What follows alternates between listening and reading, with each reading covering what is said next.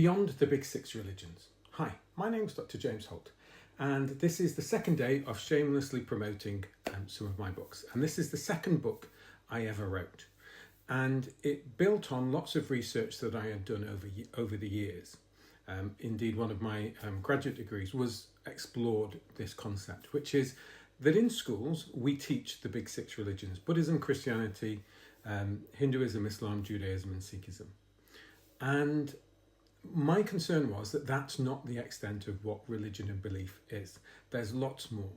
And so what this book does is it provides a justification in the first instance as, well, why on earth should we explore different religions? Why should we go, for example, to the seventh largest religion within the UK, which is paganism? Why should that find a place in the classroom? Why should we explore things like humanism? And then even within religions as well, there are different expressions that are not taught. And so this book gives an introduction, for example, within Islam, to Shia and also to Ahmadiyya, which are generally not taught within the classroom. Or within Christianity, we explore Latter-day Saints and Jehovah's Witnesses. The book also then explores other worldviews such as Baha'i, humanism, Jainism, paganism, and Rastafari.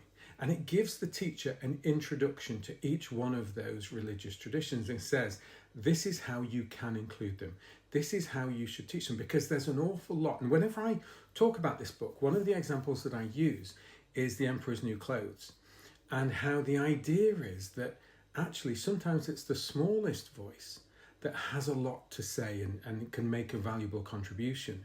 And so when we're teaching about religions and worldviews, we shouldn't just restrict ourselves to the larger expressions, that there are smaller expressions that can teach us many things. And there's lots of things that I've learned through writing and also teaching about this book. And I think it's the book that's perhaps I've written that's had the biggest impact. It was the one that I struggled to get published because people didn't think there was a market, but actually it's probably the one that has sold the most. And so I'm grateful to University of Chester Press who published it.